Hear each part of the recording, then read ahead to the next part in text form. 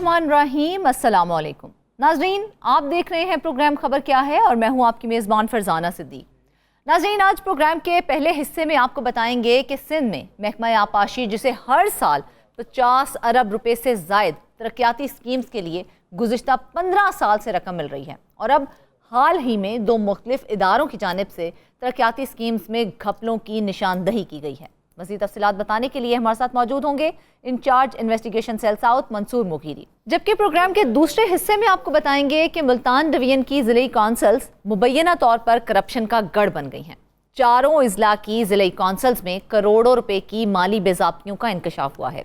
इस खबर पर तफसीली गुफ्तगू करने के लिए हमारे साथ मौजूद होंगे मुल्तान से ज़हीर अब्बास। जबकि प्रोग्राम के आखिरी हिस्से में हम बात करेंगे कि पाकिस्तान एक बड़ा ज़राई मुल्क है, मगर एक्सपोर्ट्स में कमी ने एग्रीकल्चरल ग्रोथ पर सवालिया निशान खड़ा कर दिया है। पाकिस्तान में देही मईशत की ज़ुबूहाली के बाद एग्री एक्सपोर्ट्स में भी बड़ी कमी वाक़या हुई है, जबकि इम्पोर्ट्स में इजाफा रिकॉर्ड किया गया है। तफसीलात बताने के लिए हमें लाहौर स्टूडियो से ज्वाइन करेंगे नवाज संग्रा। तो चलते हैं आज की पहली स्टोरी की जानिब। तो नाज़रीन, सिंध में महकमा आपाशी, जिसे हर साल 50 अरब रुपए से ज़ायद तरक्याती स्कीम्स के लिए गुज़िश्ता 15 साल से रकम मिल रही है।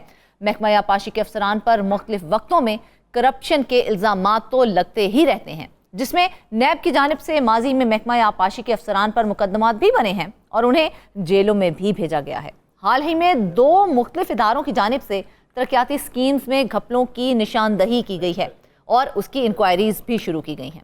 इसमें अब तक क्या कुछ हो सका है और आइंदा क्या कुछ होने वाला है, पूरे मामले पर बात करने के लिए हमारे साथ मौजूद हैं incharge investigation cell south Mansoor Mugheeri साहब। अच्छा मुगीरी साहब, सबसे पहले तो पूरी स्टोरी हमें बताएं ताकि हम आपसे मजीद सवालात कर सकें। बिस्मिल्लाहिर्रहमानिर्रहीम।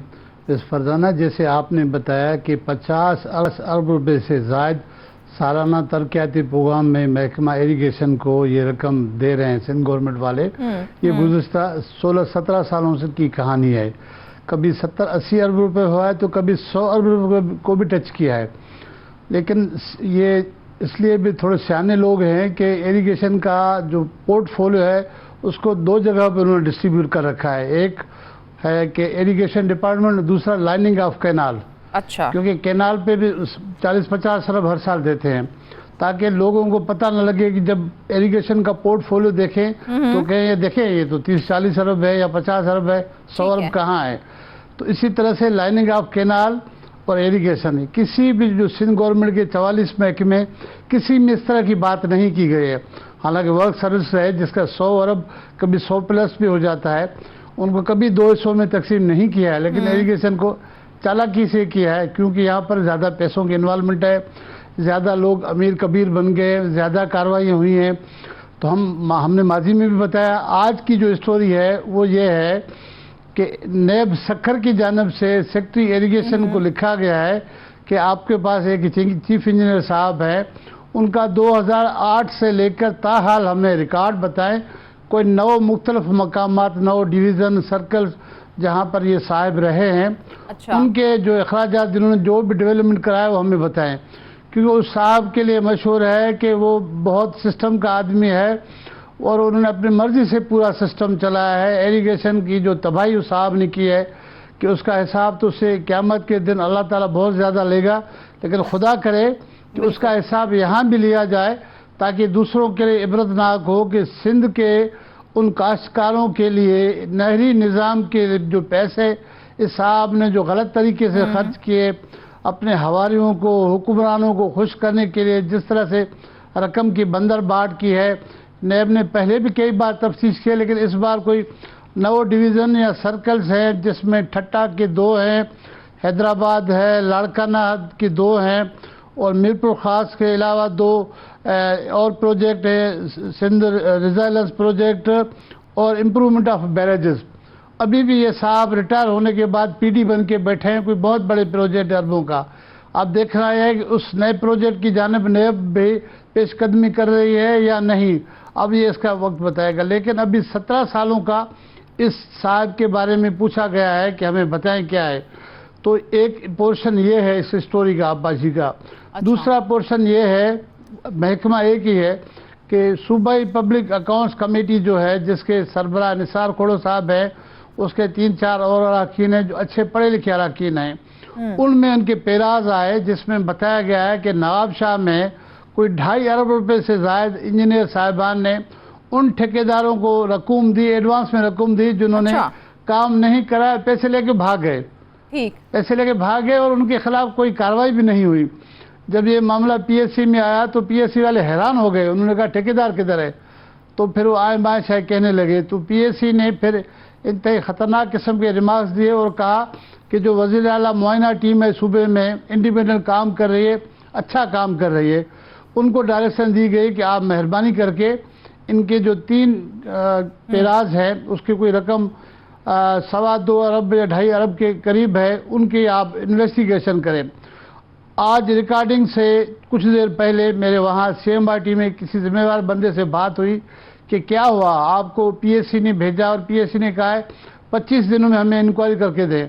इस फरजाना हैरानगी की बात है कि 3 बार CMRT ने इनको लेटर लिखा है कि हमें जवाब दे, नो रिस्पांस, 0 रिस्पांस। वज़ीर आला की मुआयना टीम है जो वज़ीर आला के सेक्टर के मातहत काम कर रही है, वो इनको चोरों को, इन फिराडी लोगों को पकड़ने के लिए ये स्पेशल टीम है वज़ीर आला की।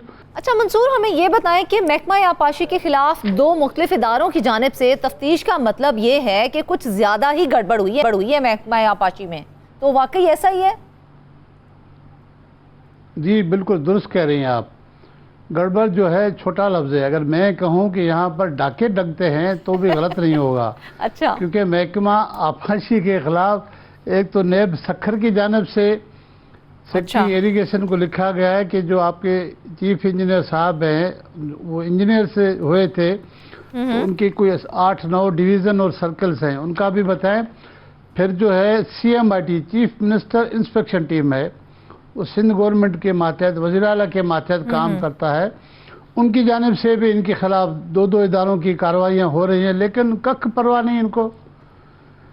CMRT के जिम्मेवार ज़राए कह रहे हैं कि हमने इनको लेटर लिखा है कि इंफॉर्मेशन दें, हमें पीएससी को देना है, जवाब ही नहीं देते।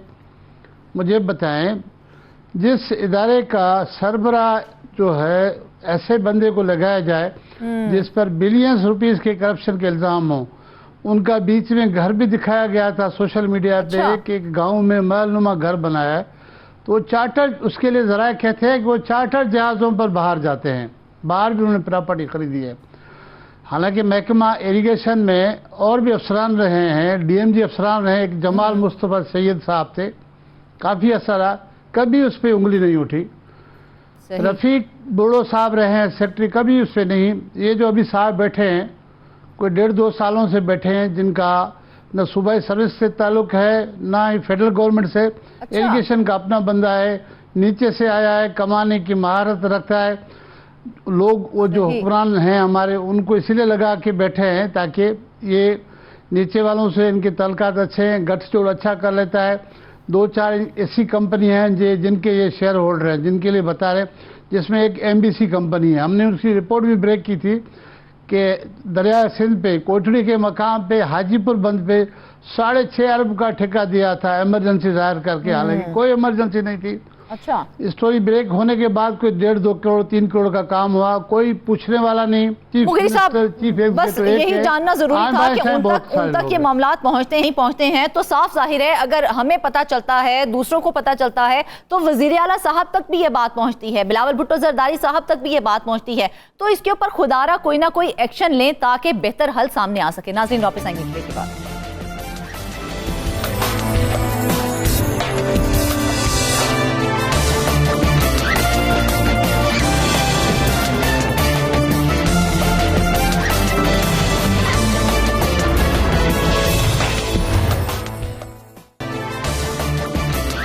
वेलकम बैक नाज़रीन, चलते हैं आज की दूसरी खबर की जानिब। तो मुल्तान डिवीजन की ज़िले काउंसिल्स मुबैना तौर पर अब करप्शन का गढ़ बन गई हैं। 4 इजला की ज़िले काउंसिल्स में करोड़ों रुपए की माली बेज़ाब्तियों का इंकशाफ हुआ है। खानेवाल, विहाड़ी, लोधरा और मुल्तान में मजमूई तौर पर 41 करोड़ रुपए से जायद की माली बेज़ाब्तियाँ की गई हैं। तफसीलात जानते हैं ज़हीर अब्बास से। ज़हीर, पहले तो हमें यह बताएं कि मुल्तान डिवीजन की ज़िले काउंसिल्स में सबसे ज्यादा माली बेज़ाब्तियाँ किन उमूर में की गई हैं?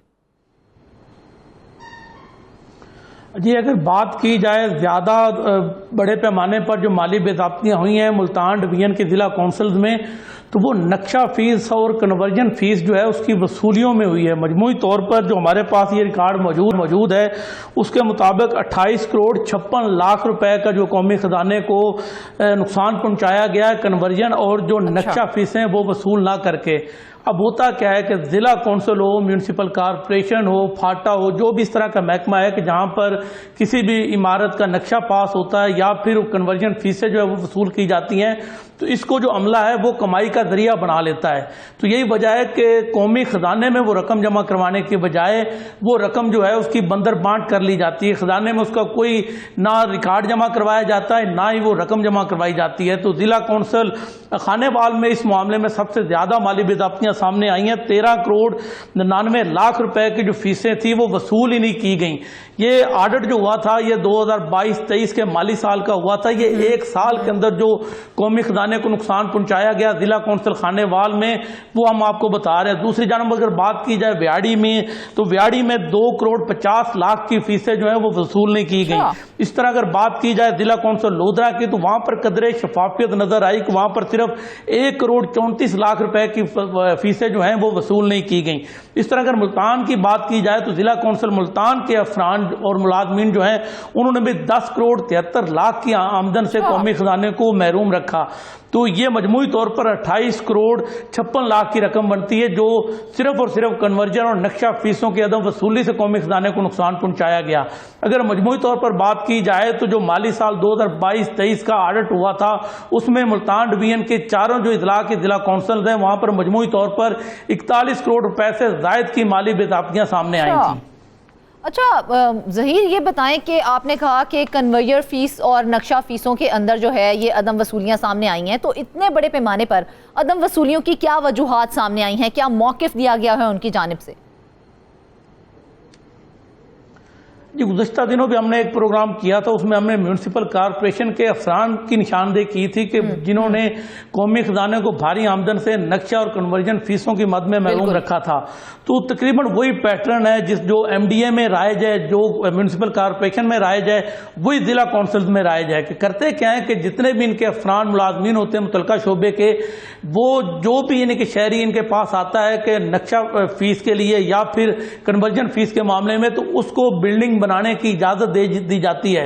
उनका जो नक्शा है वो पास नहीं किया जाता। उन्हें बताया जाता है कि अगर आप नक्शा पास करवाएंगे तो आपको ज्यादा जो है पैसे वो भरना पड़ेंगे। अंडर हैंड सारे मामला तय किए जाते हैं। इसी तरह कन्वर्जन फीस का मामला भी है कि कोई भी लैंड है, जैसे जिस तरह ज़रई अराज़ी है, तो उसको कन्वर्ट करवाना किसी और यानी कि कैटेगरी में, तो उसकी जो फीसें होती हैं उसमें भी फिर ये इसी तरह करते हैं कि आप उसकी जो कन्वर्जन फीस है वो अदा ना करें, क्योंकि वो आपको करोड़ों में बात अगर कोई बड़े यानी कि रकबा है, ज्यादा रकबा है, वहां पर अगर आप प्लाजा बनाना चाह रहे हैं, कमर्शियल मार्केट बनाना चाह रहे हैं, तो वहां पर साफ जाहिर है कन्वर्जन फीस भी करोड़ों में पहुंच जाती है। तो मालकान जो प्रॉपर्टी के होते हैं उनको ये लालच दिया जाता है कि आप ये करोड़ों रुपए बचा सकते हैं, आप अगर हमें लाखों रुपया दे दें। मुबैना तौर पर लाखों रुपए के फायदे के लिए, जाती फायदे के लिए जो सरकारी मुलाजमीन है, जो मुतलका अफसरान है, वो कौमी खजाने को भारी आमदन से महरूम रखते हैं। तो ज़हीर, महकमा लोकल गवर्नमेंट की जानिब से ज़िले कौंसिल्स में शफाफियत के लिए अब क्या इकदाम उठाए जा रहे हैं, क्योंकि अब ये मामला तो सामने आ चुका है? जी, जो इकदाम उठाए जा रहे हैं, इकदाम अभी कागजों की हद तक महदूद हैं, क्योंकि ये जब ऑडिट हुआ था, ऑडिट हुकाम ने महकमा लोकल गवर्नमेंट को हदायत की थी कि जो भी जिम्मेदार हैं उनका तयन किया जाए और रिकवरी की कोशिश की जाए। तो इस मामले को भी 1.5 साल का अरसा गुजर चुका है। 1.5 साल का अरसा गुजरने के बावजूद जिला कौंसिल मुल्तान हो, जिला कौंसिल लोधरा हो, जिला कौंसिल ब्याड़ी हो या जिला कौंसिल खानेवाल, तो किसी जगह भी उस तरह से रिकवरी के लिए इकदाम नहीं उठाए गए। दूसरी जानब जब जिला कौंसिल के मुतलका अफसरान से बात की जाती है तो उनका यही कहना है कि महकमा लोकल गवर्नमेंट की तरफ से उन्हें हदायत आई हैं कि जो ऑडिट एतराज़ात हैं इनको दूर करने के लिए इकदाम उठाए जाएं। तो अभी तक ना ऑडिट एतराज़ात को दूर किया जा सका है, ना ही किसी किस्म का एक्शन जो है वो मुतलका जो अफसरान है या जो जिम्मेदार है उनके खिलाफ कोई एक्शन लिया जा सका। अच्छा ज़हीर, ये बहुत बड़ा अलमिया है कि तमाम मामलात सामने आ जाते हैं और कागजों की हद तक ही उसकी कार्रवाई महदूद हो जाती है। चले हमें ये बता दें कि मुल्तान डिवीजन के किस जिले कौंसिल में सरकारी फीसों की अदम वसूलियों से कौमी खजाने को सबसे ज्यादा नुकसान उठाना पड़ा है? जी, अगर बात की जाए मुख्तलिफ फीसों की अदम वसूली से ज़्यादा नुकसान की, तो ज़िला कौंसल खानेवाल में हमें नज़र आ रहा है कि वहाँ पर एक साल के दौरान सबसे ज़्यादा जो है वो कौमी खजाने को नुकसान पहुँचाया गया। अगर बात की जाए कन्वर्जन और जो नक्शा फीसें हैं उनकी अदम वसूली की, तो 13 करोड़ 99 लाख रुपए का नुकसान पहुँचाया गया।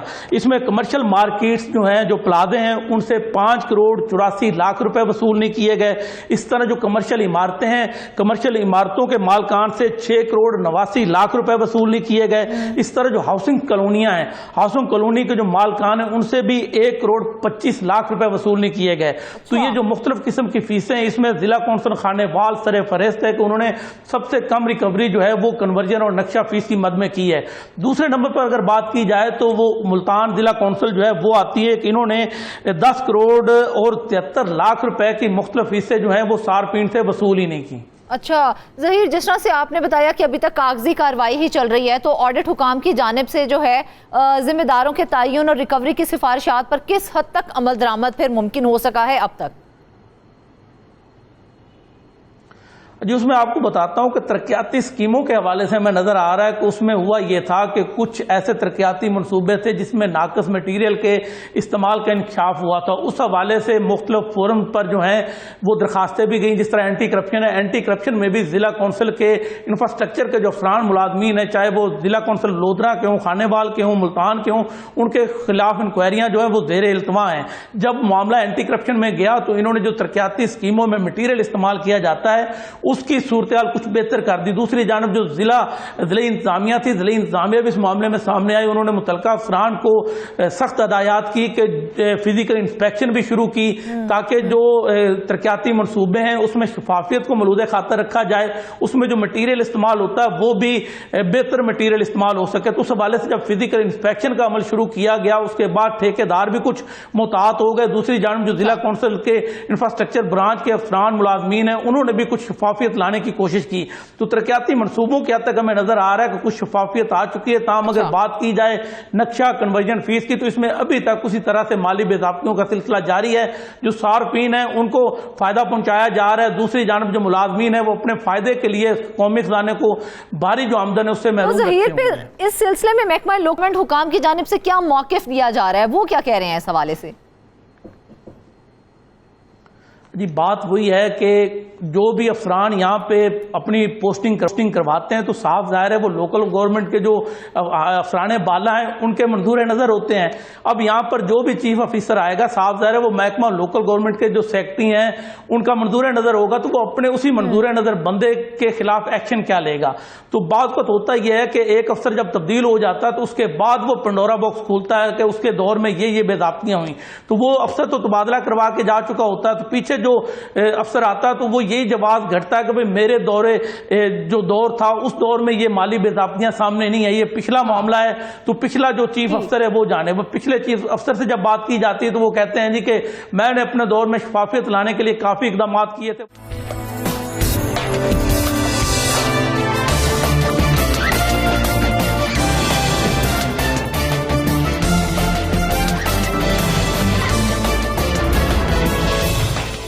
इतनी संगीन माली बेज़ाब्तियां सामने आई हैं, किसी ना किसी अफसर को उसका जिम्मेदार तो ठहराया गया होगा। तो जिन अफसरान को इसका जिम्मेदार ठहराया गया, क्या उनके खिलाफ अभी तक कोई एक्शन लिया गया?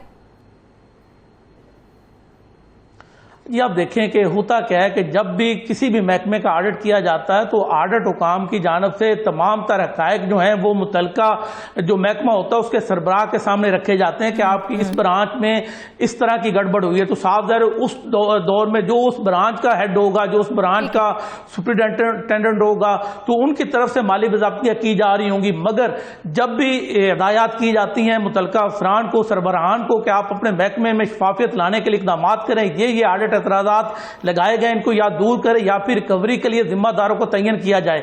मगर इस तरह का कोई भी अमल दरामद उस पर नहीं होता। जो मुतलका अफरान होते हैं वो अपने पेटी भाइयों को बचाने के लिए, अपने जो साथी मुलाजमीन है, जो साथी अफरान है, उनको बचाने में लगे रहते हैं। इसलिए इंटरनल इंक्वायरियां जो हैं वो तो ना होने के बराबर होती हैं। दूसरी जानब अगर कोई इक्का दुक्का इंक्वायरी जो है उस पर अमल दरामद होता भी है तो वो सिर्फ मुअत्तली के हद तक होता है। 2-4 मुलाजमीन को मुअत्तल करके जो एकदम प्रेशर आता है अफरान पे, उसको जो है कम करने की कोशिश की जाती है। उसके बाद बाद वही मुलाजमीन होते हैं, वही अफसरान होते हैं, उसी तरह दोबारा किसी पुरकशिश ओहदे पर तैनात होते हैं, दोबारा से उसी तरह से माल कमाने में मसरूफ हो जाते हैं। अच्छा ज़हीर, ये तो मामला आ गया ना कन्वर्जन फीस के हवाले से और या फिर नक्शा फीस के हवाले से, तो एक और शिकायत है जो सामने आई है, वो है दुकानों के किरायों की अदम वसूली के हवाले से। तो वो शिकायत भी हमने देखा है कि वो बढ़ती जा रही हैं, तो उसके सद्देबाब के लिए कोई लाया अमल इख्तियार किया जा रहा है?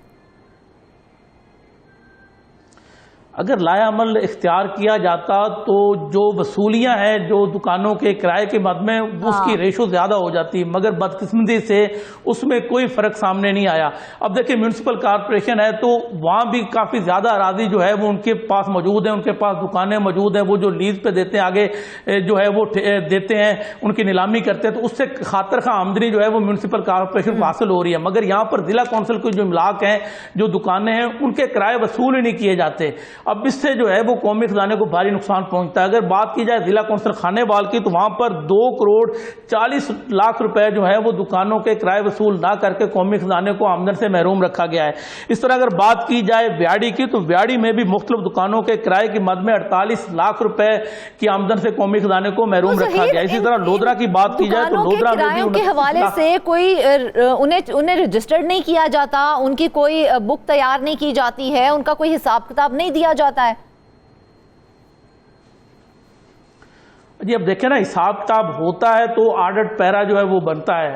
ऑडिट हुकाम जब भी आते हैं तो वो तमाम रिकॉर्ड अपनी तहवील में लेते हैं, उस रिकॉर्ड का जो है वो जांच पड़ताल की जाती है, उसमें जो भी माली बेज़ाब्तियाँ सामने आती हैं उनकी निशानदेही की जाती है। तो जो रिकॉर्ड ये फराहम करते हैं, उसी रिकॉर्ड को देखते हुए वो इनसे पूछते हैं कि आपने इन दुकानों से इतनी रिकवरी बनती थी, आपने वो रिकवरी नहीं की। तो इनकी तरफ से यही कहा जाता है कि दुकानदार हिलो इज्जत का मुजाहरा करते हैं, किसी दुकानदार के खिलाफ अगर एक्शन लिया जाए तो वो अदालत से रजू कर लेता है, जिसकी वजह से हमारे हाथ जो है वो बिल्कुल बंद के रह जाते हैं। मगर इस मामले में इनका अपना जाती फायदा भी होता है। जाती फायदा ये होता है क्योंकि जो जितने भी सरकारी इदारों की इमलाक है, जो दुकानें हैं, उनके किराए इंतहाई कम हैं, वो इंतहाई कम किराए भी जो है वो वसूल नहीं किए जाते, जिससे कौमी खजाने को भारी नुकसान उठाना पड़ता है। तो दुकानों के किरायों की मद में भी भारी नुकसान जो है वो जिला कौंसिल जो है दुकान डिवीजन की सालों की अदम वसूली का ये इतनी सी बात और इतना सा मौक़िफ़ पे दे दिया जाता है कि दुकानदार जो है वो हीलो हुज्जत करते हैं और वो किराया नहीं देते हैं और बस उसके बाद खामोशी छा जाती है। बस यही तो अलमिया है कि जब आप प्रॉपर किसी को फॉलो नहीं करेंगे, उसके खिलाफ वो एक्शन नहीं लेंगे, तो कौन आपको आप रिकवरी को जो है वो सबसे मुश्किल टास्क कहा जाता है। किसी भी महकमे के जो जिस महकमे में रिकवरी जो है वो ज़्यादा होती है, जिस तरह मैपको हो गया, जिस तरह वासा हो गया, तो इनका बिलिंग का सिस्टम है, सुई गैस हो गया, तो वहाँ पर तो निज़ाम एक मुरतब किया गया है, वो बिलिंग हो रही है। अब जो इस तरह के महकमे जो म्यूनसिपल कॉरपोरेशन हो गया, MDA हो गया, जिला कौंसिल हो गया, जिनकी इमलाक वो किराए पर देते हैं, वो आमदन हासिल करते हैं, तो यहाँ पर भी ऐसे कुछ ना कुछ जो है वो फायदा मुलाजमीन ही पहुंचा रहे होते हैं दुकानदारों को, जो दुकानों को रेंट पे वो हासिल करते हैं। तो इसमें उनका अपना फायदा ये होता है कि वो उनके साथ मिली भगत करके कागजात में बाद का टेम्परिंग की जाती है, रिकॉर्ड में टेम्परिंग करके भी फायदा पहुंचाया जाता है। फर्ज करें 10 साल पहले जो रेट था उसी रेट को जो है वो जारी रखा जाता है। हालांकि जब भी कोई मुआहदा होता है, जब भी कोई रेंट पे नीलामी होती है दुकानों की, तो उसमें वादे एक शिक होती है कि हर साल 10% इजाफा होगा। हमने ये देखा कि पिछले 28-30 साल से जो ताजर जिन दुकानों में बैठे हैं वही किराया दे रहे जो आज से 10-15 साल 20 साल पहले दिया जा रहा था। अब मुल्तान के कुछ अहम तिजारती मरकज है, चौक शहीदा को अहम तिजारती मरकज तस्वर किया जाता है, वहां पर जो दुकानें हैं उनका किराया सिर्फ और सिर्फ 4000 से 5000 रुपए माहाना वसूल किया जा रहा है। इससे आप अंदाजा करें कि कितने कम किराए हैं, मगर वो भी वसूल नहीं किए जाते, जिससे कौमी खजाने को भारी नुकसान उठाना पड़ता है। अच्छा ज़हीर, वैसे सोचने वाली बात है कि इतने कम किराए के अंदर भी वो लोग ये किराया अदा नहीं कर रहे हैं, तो फिर उनको कौन पकड़ेगा, उनकी पूछताछ कौन करेगा अगर अभी भी इनको होश नहीं आ रहा? तो आप देखें कि पंजाब गवर्नमेंट की तरफ से कुछ महकमों को कहा गया था कि अपने किराए जो हैं वो रिवाइज करें, तो म्यूनसिपल कॉरपोरेशन को भी ये हिदायत की गई थी कि अपने किराए रिवाइज करें। ये साबिक दौरे हुकूमत की बात है जब PTI की पंजाब में हुकूमत थी। इस उनकी हुकूमत को ख़त्म हुए इतना अरसा हो गया, फिर पंजाब में निगरान हुकूमत आई, अब मुस्लिम लीग नवाज की हुकूमत है, तो तकरीबन कोई 4-5 साल का अरसा हो चुका है। उसके बावजूद जो वो किराए हैं उनको रिवाइज नहीं किया गया। अब देखें जो 5000 या 4000 रुपये दुकान है, अगर उसको मार्केट वैल्यू के हिसाब से उसका किराया बनाया जाए तो वो कम अज कम 25 से 26 हज़ार रुपया एक दुकान का बनेगा। तो इससे कौमी कौमी खजाने को भारी फायदा पहुंचाया जा सकता है। मगर यहाँ पर होता क्या है कि ये वही जवाब है कि हमने ये 15 साल पहले जो है वो नीलाम की थी, ये 10 साल पहले नीलाम की थी, तो इसकी अभी मुद्दत ही खत्म नहीं हुई। जब दुकान की मुद्दत खत्म होगी, देखा जाए तो करोड़ों की ये अदम वसूलियां, करोड़ों की माली बेज़ाब्तियां हैं, और रिकवरी की बात की जाए तो रिकवरी बिल्कुल जीरो है। और अगर इसी तरह से रिकवरी होती रही तो कौमी खजाने को कितना नुकसान पहुंचेगा, ये सबको सोचना पड़ेगा। नाज़रीन, ब्रेक के बाद बड़े अहम टॉपिक पर बात करेंगे हम। जैसा कि आप सब जानते हैं कि पाकिस्तान एक बड़ा ज़राई मुल्क है, मगर एक्सपोर्ट्स में कमी ने एग्रीकल्चरल ग्रोथ पर सवालिया निशान खड़ा कर दिया है। पाकिस्तान में देही मैशत की ज़बूहाली के बाद एग्री एक्सपोर्ट्स में भी बड़ी कमी वाक़या हुई है, जबकि इंपोर्ट्स में इजाफा रिकॉर्ड किया गया है। चावल, मकई, किन्नू, प्याज और सुर्ख मिर्च की बरामद में बड़ी कमी रिकॉर्ड की गई है, जबकि कॉटन की इंपोर्ट में 343% तक इजाफा हुआ है। बात की जाए अदादो शुमार की तो उसके मुताबिक चावल की एक्सपोर्ट में 42%, मकई की बरामद में 87%, किन्नू 50%, 50% के बाद आती है बात प्याज की, तो प्याज भी 50%, जबकि सुर्ख मिर्च की बात की जाए तो उसकी बरामद में 91% तक कमी हुई है। एग्रीकल्चरल एक्सपोर्ट में कमी की वजूहात क्या हैं, इस पर मजीद बात कर लेते हैं नवाज संगरा से।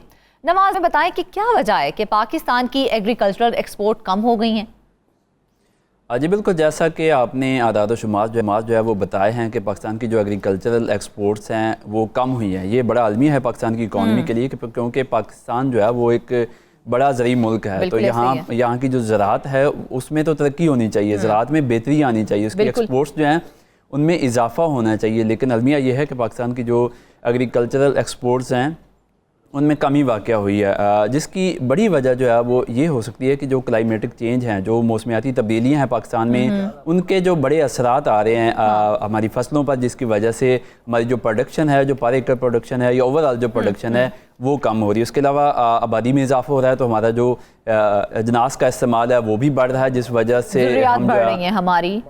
बिल्कुल ऐसे ही बिल्कुल ऐसा है। जब हमारी ज़रूरियात बढ़ेंगी तो अल्टीमेटली हम जो है वो एक्सपोर्ट की तरफ नहीं जाए। पानी की किल्लत का सामना भी अब हमें जो है वो करना पड़ रहा है, जिस वजह से हमारी एक्सपोर्ट्स जो है वो मुतासर हो रही हैं। फार्मिंग टेक्निक्स जो हैं, ये एक बहुत बड़ा मसला है कि हमारे जो डिपार्टमेंट्स हैं वो फार्मर्स को प्रॉपर एजुकेशन आगाही जो है वो देने में नाकाम है, जिस वजह से जो फार्मर्स हैं वो रिवायती तरीके से फसलों की जो है वो काश्त कर रहे हैं, जिसकी वजह से पर एकड़ जो प्रोडक्शन बढ़नी चाहिए थी, जो हमारे खित्ते के दीगर ममालिक हैं जिसमें चाइना और इंडिया आप देख लें तो उनकी पर एकड़ प्रोडक्शन जो है वो जो मेजर क्रॉप्स हैं, अगर आप चावल या गंदम देख लें तो वो 100 मन से ऊपर जा रही है, लेकिन हम आज भी जो है वो 20 से 30 मन के दरमियान जो है वो गंदम और चावल जो है वो पैदा कर रहे हैं फी एकड़। उसके अलावा पॉलिसियों का भी फुकदान है कि गवर्नमेंट को जिस तरह एग्रीकल्चर पर तवज्जो देनी चाहिए थी, उस तरह गवर्नमेंट भी एग्रीकल्चर पर जो है वो तवज्जो नहीं दे रही, बल्कि आज आप देख रहे हैं कि गंदम का किसान जो है वो सड़कों पर है, उसका ये कहना है कि मुझे गंदम का जो है वो रेट दिया जाए, जबकि गवर्नमेंट ये कह रही है कि हम शहरियों को जो है वो सस्ता आटा और सस्ती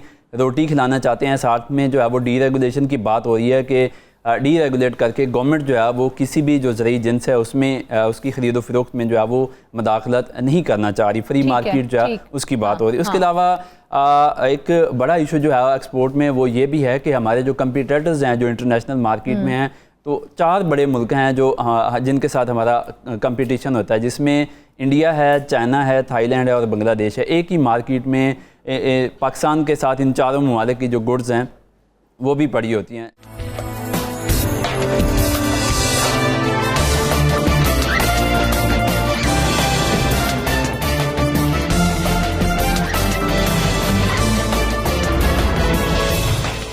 जब उनके रेट्स जो हैं वो कम होते हैं, आप देख लें कि वहाँ पर अगर आप इंडिया देख लें, बांग्लादेश देख लें, तो वहाँ पर जो फर्टिलाइजर्स हैं, जो पेस्टिसाइड्स हैं, जो सीड्स हैं, बिजली है, उसके रेट जो हैं वो बहुत कम है। लेकिन पाकिस्तान में कंपैरेटिवली ये तमाम रेट्स जो इनकी जो एग्रीकल्चर इनपुट्स हैं, इनके रेट्स जो हैं वो ज़्यादा हैं। और नतीजा के तौर पर जब पाकिस्तान की कोई जिन्स किसी दूसरी इंटरनेशनल मंडी में जाती है, तो जब दूसरे ममालिक की वही चीज़ जो है वो सस्ती मिल रही होती है, तो ख़रीदार जो होता है वो सस्ती चीज़ की तरफ जा रहा होता है, तो उसके नतीजे में पाकिस्तान की जो चीज़ें हैं वो वहाँ पर नहीं बिकती। ये भी एक बड़ा फैक्टर है पाकिस्तान की जो एग्रीकल्चर एक्सपोर्ट्स हैं। अच्छा नवाज, हम बात कर लेते हैं मेन एग्रीकल्चरल एक्सपोर्ट्स जो हैं वो पाकिस्तान की वो कौन सी हैं? अच्छा, पाकिस्तान की जो सबसे बड़ी जो बड़ा एक्सपोर्ट सेक्टर है वो टेक्सटाइल सेक्टर है, जैसा कि आपको पता है। लेकिन उसके बाद जो राइस है ये अपना एक बड़ा मकाम बना रहा था पाकिस्तान की जो इंटरनेशनल बिल्कुल, हमने मंडी है। देखा कि राइस की एक्सपोर्ट बहुत ज़्यादा हो रही थी और उसमें भी कमी वाक़या हुई है।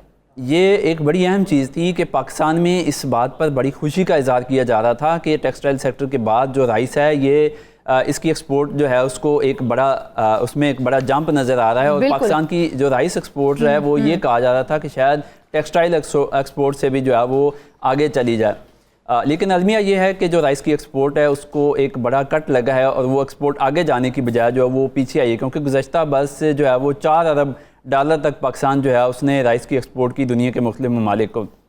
अब ये कहा जा रहा था कि $5 अरब को हम जो है वो टच करेंगे। उसके एक बड़ा फैक्टर ये भी था कि जब पाकिस्तान का चावल कुछ यूरोपियन मंडियों में जाता है तो एक रेजिडियो लेवल होता है, जो ज़हरों की बाकियात होती है चावल में वो ज़्यादा थी, तो कुछ शिपमेंट्स जो हैं वो वापस आती हैं, जिस पर पाकिस्तान जो है उसने काफ़ी ज़्यादा काम किया। जो सूबाई एग्रीकल्चर डिपार्टमेंट है उनको ये टास्क दिया गया कि आप फार्मर्स को एजुकेट करें और साथ जो पेस्टिसाइड कंपनियां हैं उनकी कुछ जो प्रोडक्ट्स हैं उनको बैन किया गया, जिनकी वजह से वो इम्पैक्ट ज़्यादा आ रहा था। ये तमाम तरह चीज़ें करने के बाद अब ये तवक्को की जा रही थी कि पाकिस्तान की जो राइस की एक्सपोर्ट है उसमें इजाफा होगा, लेकिन अलमिया ये है कि वो आगे जाने की बजाय वो रिवर्स गियर लगा है और पाकिस्तान की जो राइस एक्सपोर्ट है उसमें जो है वो बड़ी कमी देखनी है। अगर सबसे ज़्यादा की बात की जाए तो किस चीज़ में सबसे ज़्यादा कमी आई है एक्सपोर्ट के हवाले से?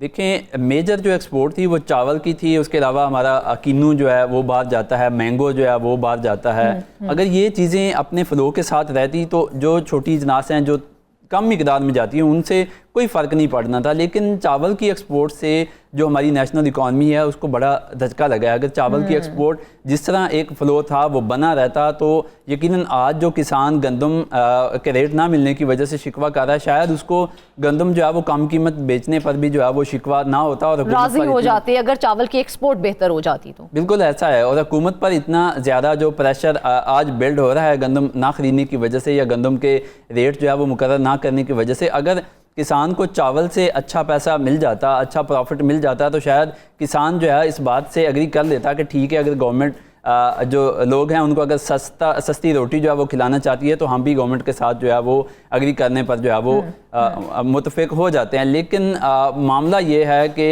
किसी भी जिन्स का जो है वो आज रेट नहीं दिया जा रहा। आपकी जो मेजर क्रॉप्स हैं जिसमें गंदम है, गन्ना है, चावल है, मकई है, उसके अलावा काटन है, ये 5 बड़ी आपकी जो है वो मेजर क्रॉप्स है और इन 5 के रेट जो हैं वो किसान को आज नहीं मिल रहा है, जिसके नतीजे में पाकिस्तान की जो एग्रीकल्चर इकॉनमी है वो दिन ब दिन जो है वो डाउन होती जा रही है। किसान का जो ट्रस्ट है वो ब्रेक होता जा रहा है, क्योंकि उसे जब किसी भी फसल में रेट नहीं मिलेगा उसको मुसलसल लॉस होगा। एक तरफ तो सनत है, जो एग्रीकल्चर इनपुट्स हैं वो सनतकारों की प्रोडक्ट्स हैं, उसमें किसी भी चीज़ में आप पेस्टिसाइड देख लें, फर्टिलाइजर्स देख लें, आप जो सीड्स हैं वो देख लें, किसी भी चीज़ की तरफ हुकूमत ने अब तक जो है वो बिल्कुल काम नहीं किया कि उन चीज़ों की के रेट्स जो हैं वो भी नीचे लाए जाएं। लेकिन जो अजनास जब किसान पैदा करता है तो उनका रेट नहीं दिया जाता, जिसकी वजह से किसान सड़कों पर आता है। आपने जिक्र किया कि चावल अगर एक्सपोर्ट होता तो बहुत ज़्यादा हमें फ़ायदा भी हो सकता था, तो कौन से सर्कमस्टांसेस है जिसकी वजह से चावल की एक्सपोर्ट में कमी हुई है?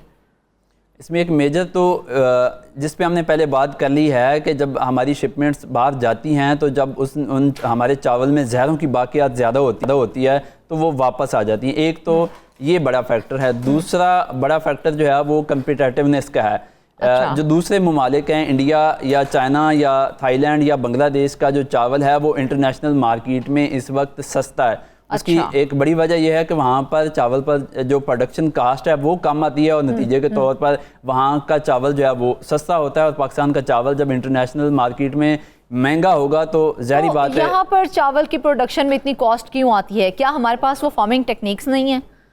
एक तो फार्मिंग टेक्निक्स, आपने बड़ी अच्छी बात की कि फार्मिंग टेक्निक्स नहीं है कि किस तरह हमारा फार्मर जो है वो बेहतर से बेहतर उसकी जो पैदावार है वो हासिल कर सकता है। पर एकड़ जो प्रोडक्शन है वो बढ़ेगी तो यकीनन जो प्रोडक्शन कास्ट है वो नीचे आएगी। हमारी पर एकड़ प्रोडक्शन जो लागत है वो बहुत ज़्यादा है और उसके अलावा हमारे जो इनपुट्स हैं वो महंगे हैं, जिसकी वजह से प्रोडक्शन कास्ट ज़्यादा है और प्रोडक्शन कास्ट ज़्यादा होने की वजह से हम इंटरनेशनल मार्केट में जो है वो अपने कंपटीटर से जो है वो कम्पीट नहीं कर पाते, जिसके वजह से हमारी जो एक्सपोर्ट है वो कम हुई। और दूसरा जो हमारा ज़हरों की बाकियात वाला मामला था उसकी वजह से भी हमारी जो एक्सपोर्ट है चावल की वो नीचे आई है। अच्छा चलें नवाज, हम एदादो शुमार की बात कर लेते हैं। ये जो चंद चीज़ें आपने हमें गिनवाई हैं, गुज़िश्ता बरस की बात की जाए तो गुज़िश्ता बरस की निस्बत जो चावल है, मकई है, सुर्ख मिर्च है, प्याज और किन्नू की कितनी एक्सपोर्ट कम हुई है, उसके एदादो शुमार क्या हैं?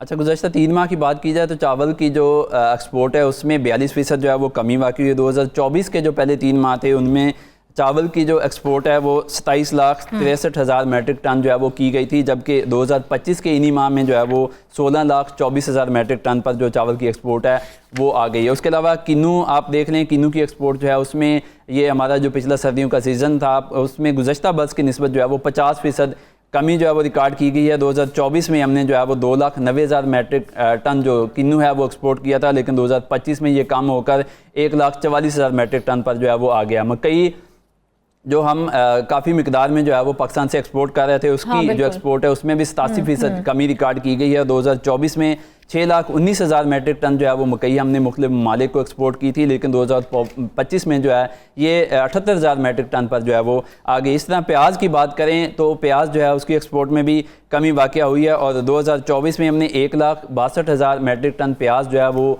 मुख्तलिफ ममालिक को एक्सपोर्ट किया था, लेकिन 2025 में महज जो है ये 82,000 मेट्रिक टन पर जो है वो आ गया। एक तरफ तो आपकी एक्सपोर्ट नहीं है, दूसरी जानब आप जो प्रोडक्शन है उसको बढ़ा रहे हैं। इस वक्त जो पंजाब का एग्रीकल्चर डिपार्टमेंट है वो प्याज और टमाटर की बम्पर कराब के लिए जो है वो काम कर रहा है। मुख्तलिफ अजला में उसने आउट सीजनिंग जो काश्त है उस पर काम कर दिया है। जो एग्रीकल्चर डिपार्टमेंट का हार्टिकल्चर विंग है उसके कुछ हुकाम से मेरी बात हुई, वो कहते हैं कि आज जो टमाटर आपको 20-25 रुपये में मिल रहा है, तो जैसे ये सीज़न में आएगा तो ये टमाटर मज़ीद नीचे आ जाएगा और आपको शहर में जो है वो 10 से 15 रुपये फ़ी किलो में आपको मिलेगा। अगर शहर में वो टमाटर 10 से 15 रुपये में मिलता है तो इसका मतलब है कि फार्म पर या खेत से वो टमाटर जो है वो 2-3 रुपये किलो में जो है वो वहाँ से निकलेगा और ट्रांसपोर्टेशन कास्ट के बाद और प्रॉफिट के बाद वो शहर में जो है वो 15 से 20 रुपये में मिलेगा। अगर हुकूमत ये सब करने के अलावा अगर एक्सपोर्ट पर तवज्जो देती है, जब हमारे पास एक चीज़ वाफिर मिकदार में मौजूद है, हम पैदा कर रहे हैं एक चीज़ इजाफी,